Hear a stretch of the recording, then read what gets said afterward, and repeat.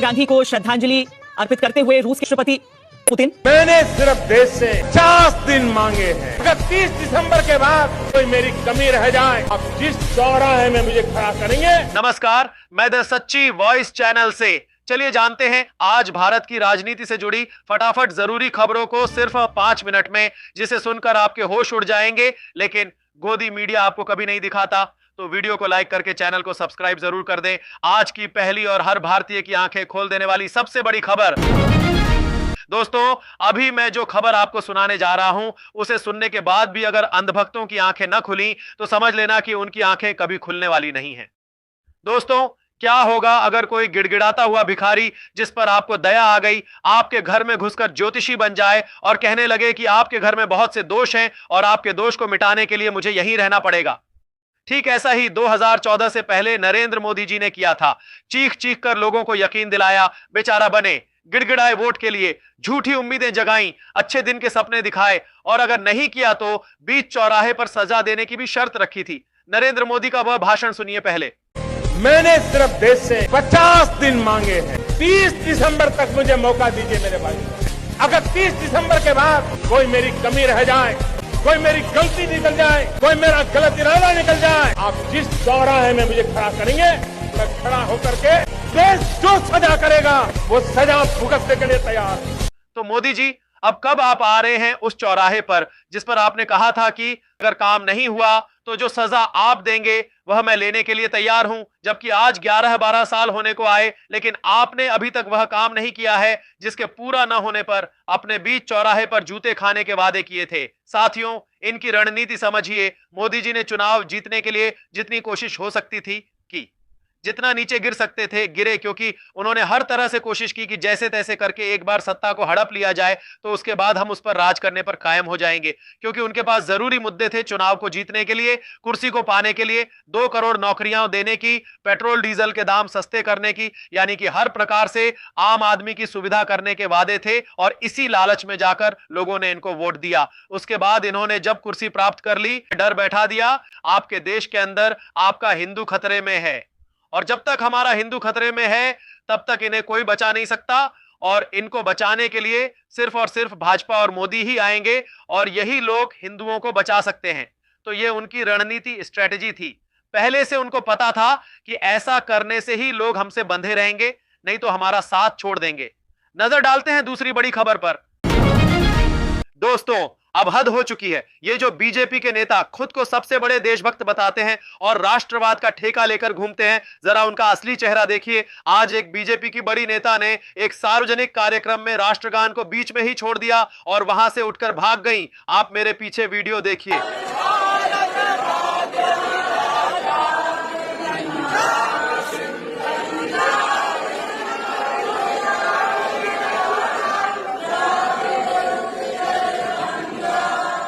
क्या यह शर्मनाक नहीं है? ये लोग दिन रात हमें देशभक्ति का पाठ पढ़ाते हैं, हर बात पर राष्ट्रगान और वंदे मातरम की बात करते हैं, लेकिन जब खरुद राष्ट्रगान चल रहा था तो इनका नाटक खत्म हो गया। ये भाग गई जैसे इनके लिए देश का सम्मान कोई फर्जी चीज हो। अब आप ही बताइए, जो व्यक्ति 2 मिनट के राष्ट्रगान का सम्मान नहीं कर सकता, वह इस देश का, इस संविधान का और आपकी आस्था का सम्मान कैसे करेगा? ये तो सिर्फ अपनी राजनीतिक कुर्सी बचाने के लिए धर्म और राष्ट्रगान का उपयोग करते हैं। जब कैमरा ऑन होता है तब ये देशभक्त बन जाते हैं और जैसे ही कैमरा बंद होता है या इन्हें दिखावे की जरूरत नहीं होती तो ये अपनी असलियत दिखा देते हैं।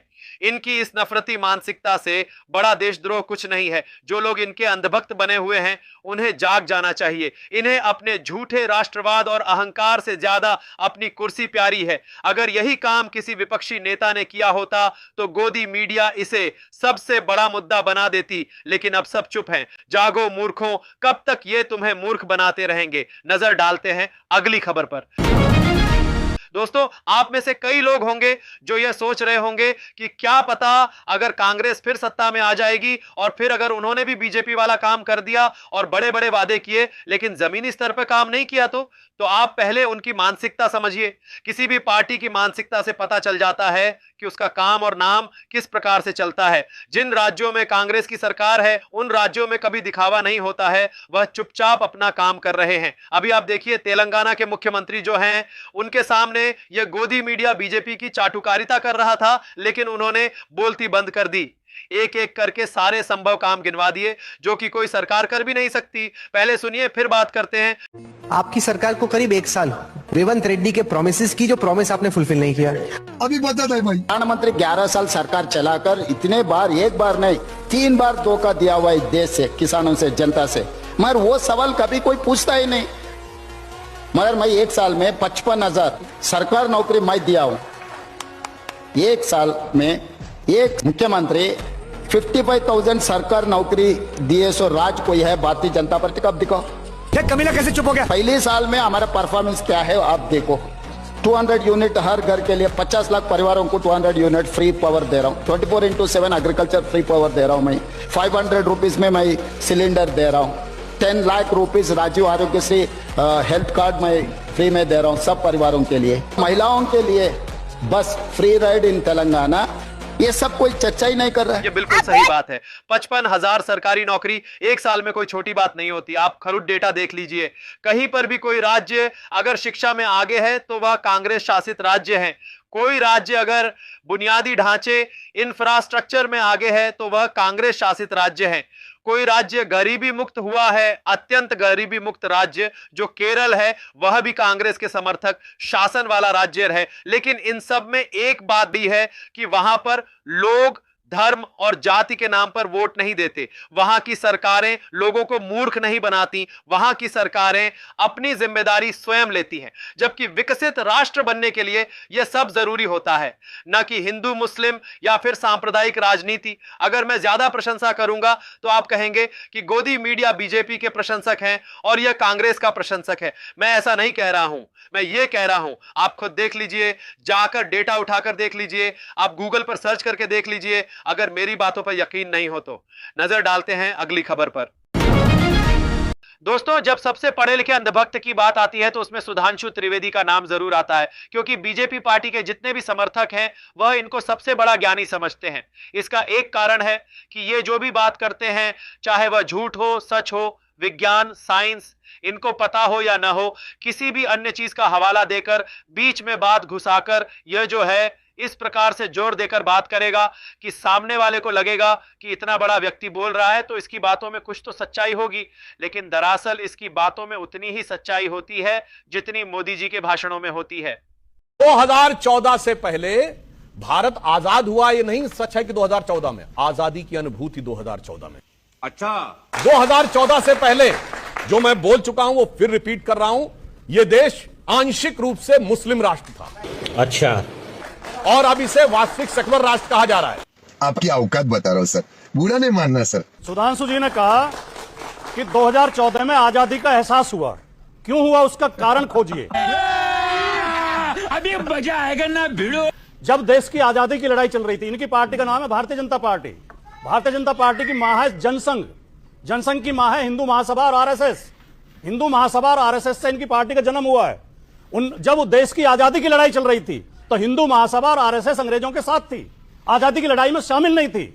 इसलिए जब देश आजाद हुआ तो देश की जनता ने इन्हें नकार दिया। कृपया बोलना है। और 1990 में जाके नकार रखा था आपको।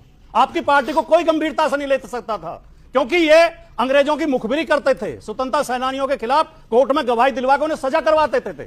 जब भारत का संविधान लागू हुआ इन्होंने उसका विरोध किया। जब तिरंगा झंडा फहराया गया इन्होंने उसका विरोध किया। आरएसएस के मुख्यालय पर 2002 तक तिरंगा झंडा नहीं फहराया गया।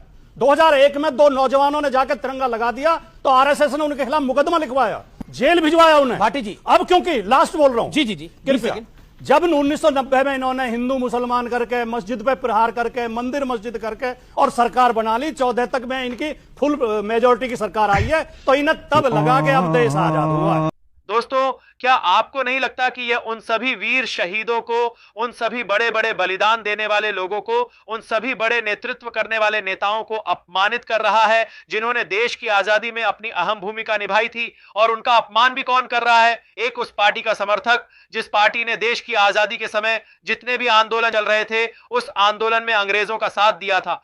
अरे भाई, तेरे जैसा प्रो लेवल का चाटुकार हो तो सरकार को काम करने की क्यों जरूरत? इसके अनुसार जो आजादी के लिए लड़े उन्होंने इतना गलत किया कि अंग्रेजों से लड़ाई लड़ी। अरे मूर्खों के सरदार, आपने शायद अभी तक गोबर खाना बंद नहीं किया होगा, लेकिन अब बंद कर दीजिए, क्योंकि जनता जाग चुकी है। आज की जनता आपके बहकावे में नहीं आने वाली। आप भले ही कितनी भी कोशिश कर लो इतिहास बदलने की, लेकिन जो इतिहास है वह तो रहने वाला है। नजर डालते हैं अगली खबर पर। दोस्तों, अगली महत्वपूर्ण खबर सुनने से पहले आपसे निवेदन, अब ये सब देखने के बाद चुप मत बैठना। अगर आपको किसी खबर या साजिश पर गुस्सा आया है तो अपनी पूरी भड़ास कमेंट में निकालिए और इस वीडियो को अंधभक्तों को शेयर कीजिए। यही आपकी सबसे बड़ी देशभक्ति होगी। और हां, अगर आप सच में चाहते हैं कि हमारी सच्ची पत्रकारिता मजबूत बने तो सब्सक्राइब जरूर कीजिए। नजर डालते हैं अगली खबर पर। दोस्तों, यह बात सुनकर आपको जरूर हंसी आएगी। जो मोदी जी हर बार हर किसी भाषण के दौरान किसी भी मुद्दे को इधर उधर भटकाकर नेहरू और गांधी को जिम्मेदार ठहरा देते हैं, और पुतिन से मिलकर खुद को सौभाग्यवान समझने वाले नरेंद्र मोदी ने क्या देखा? उन्होंने देखा कि पुतिन जो है वह स्वर्गीय महात्मा गांधी की समाधि पर श्रद्धांजलि अर्पित करने आए। मुझे तो एक बात समझ में नहीं आ रही कि यह सब सीन देखकर उन अंधभक्तों का क्या हुआ होगा जो दिन भर नेहरू और गांधी को गालियां देते हैं, लेकिन प्रधानमंत्री को विश्व में डंका बजाते दिखाते हैं। और जब वे किसी बड़े लीडर से मिल जाते हैं तो ये बताते हैं कि देख लीजिए, ये मोदी का डंका बज रहा है। उन गोदी मीडिया का क्या हुआ होगा? अरे भाई, थोड़ा समझ लो। उस व्यक्ति महात्मा गांधी ने कुछ तो ऐसा किया होगा, कुछ तो बड़ा काम किया होगा। उन्हें पूरा विश्व जानता है, उन्हें पूरा विश्व मानता है। और हमारे देश के जो गद्दार हैं उन्हें बना बनाया आजाद देश मिल गया, उन्हें आजाद देश में पैदा होने का मौका मिल गया। अब उनके लिए कोई अहमियत नहीं है कि आजादी कैसे मिली या फिर कैसे नहीं मिली। लेकिन 100 बात की एक बात यह है कि अंधभक्तों और चाटुकारों की पुतिन की यात्रा को मास्टर स्ट्रोक बताने की जो पूरी साजिश थी वह पूरी तरह फ्लॉप हो चुकी है। पुतिन ने महात्मा गांधी की समाधि पर जाकर श्रद्धांजलि अर्पित की। इससे उन सभी लोगों की जो अंधभक्ति थी उस पर पूरी तरह पानी फिर चुका है और करारा तमाचा पड़ा है।